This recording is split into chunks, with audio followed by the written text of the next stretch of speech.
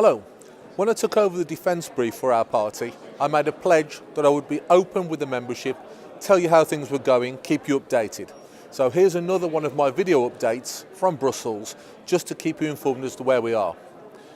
As I come to grips with this brief and the complexity and the amount of detail involved in it, I'm starting to learn more and more about how badly run down our country's defences have been over recent years.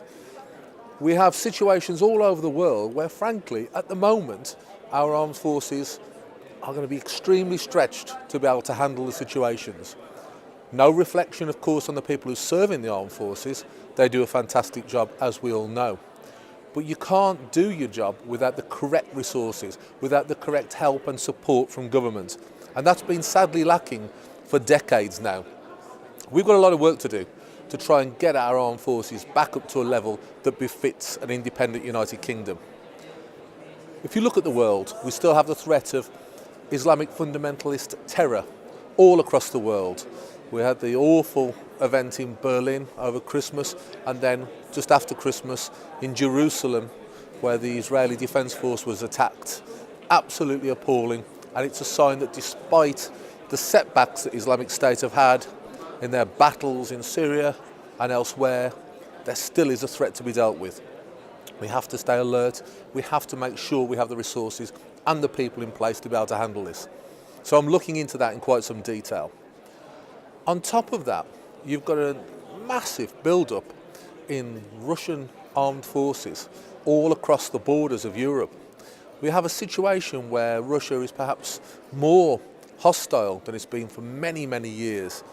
And we need to be, as a leading member of NATO, in a position where we can really play our part. At the moment, we aren't there. Our spending has been woefully short.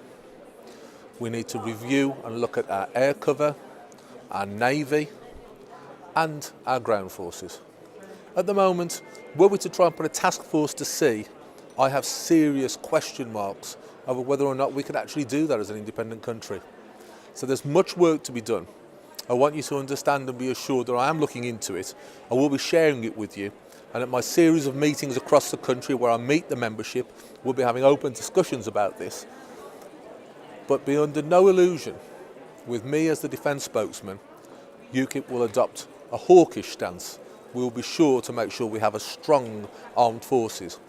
And we will absolutely ensure that we restore morale with our troops by cutting down on the nonsense of our forces being prosecuted for events that happened, in some cases, decades ago. These witch hunts must stop, and we'll be at the forefront of arguing against them. Terrorists in the past have got away with what they've done, and some of them have even found places in government.